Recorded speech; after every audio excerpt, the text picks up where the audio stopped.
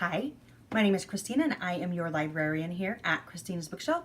And today I am bringing you The Hideaway. This is by Rosalind Abel. There's so many things that I want to say about this book, but I'm going to try to keep it limited. If I start gushing, it's because it was fantastic. The end. Both the main characters in this book we have already met. Connor Clark is kind of the adopted son in the Bryant household. He's a friend of Gilbert's that lived a really rough past. His family is very religious.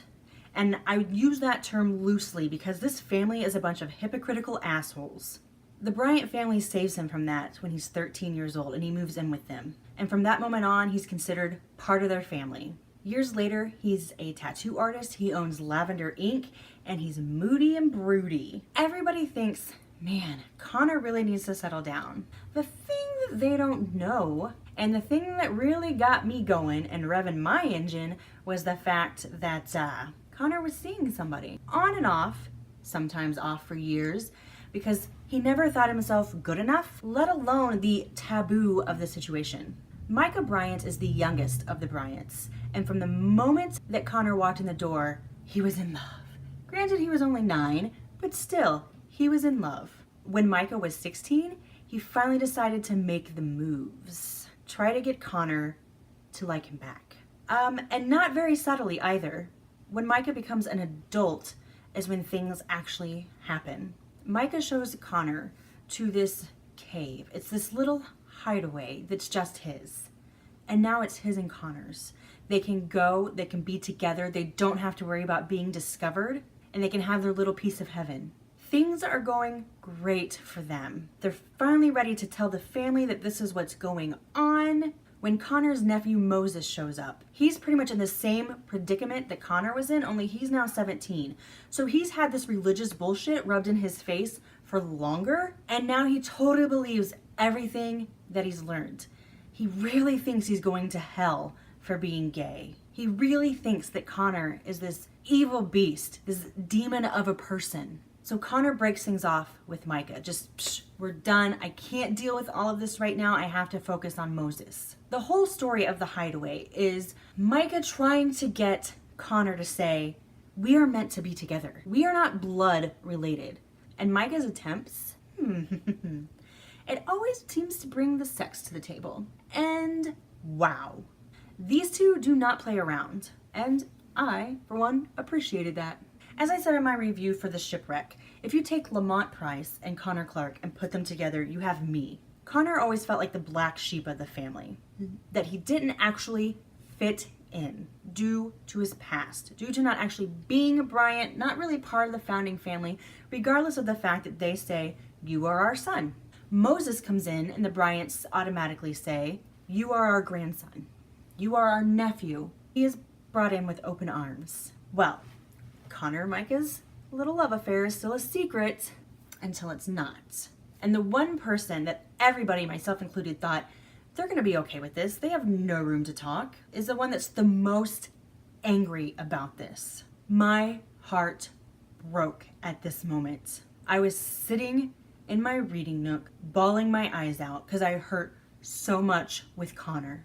I could feel the pain, feel where he was coming from, all those self-doubts flooding back to him. Nothing that Micah could do could stop it.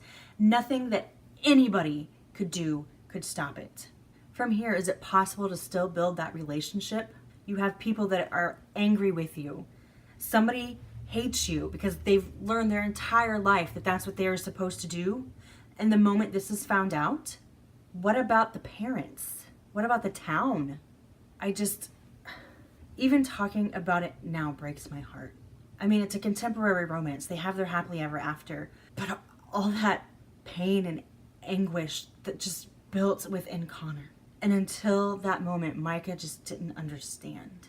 And once Micah gets the full picture, can see why Connor was so hesitant to move this forward, re-broke my heart. Actually, it probably didn't re-broke it. It just shattered it some more because it wasn't really put back together until I read the ending maybe 10 times. This has to be the most heart-wrenching of all the Lavender Shore books. Like, each one has its angst, has its issue, but this one was the one that got me the most. The religious background, that family is ridiculous. And I understand that violence, physical, emotional, mental. I understand it. So this one I was very much emotionally invested in. But the ending, I still can't get over how much it makes me smile. How grand it was. I am giving The Hideaway by Rosalind Abel 5 stars. Read this book.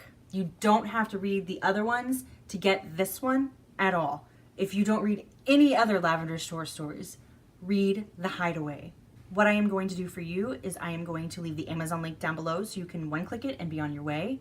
If you've enjoyed my review, I'm going to ask that you help me with that YouTube algorithm and give me a like. Leave me a comment. I love to interact with all of you guys. And go ahead and hit that subscribe button. I try to get new stuff out for you guys every Sunday through Thursday, but I honestly never know what time. And that's the magic of the subscribe button, is that you will get a notification when I have something new for you.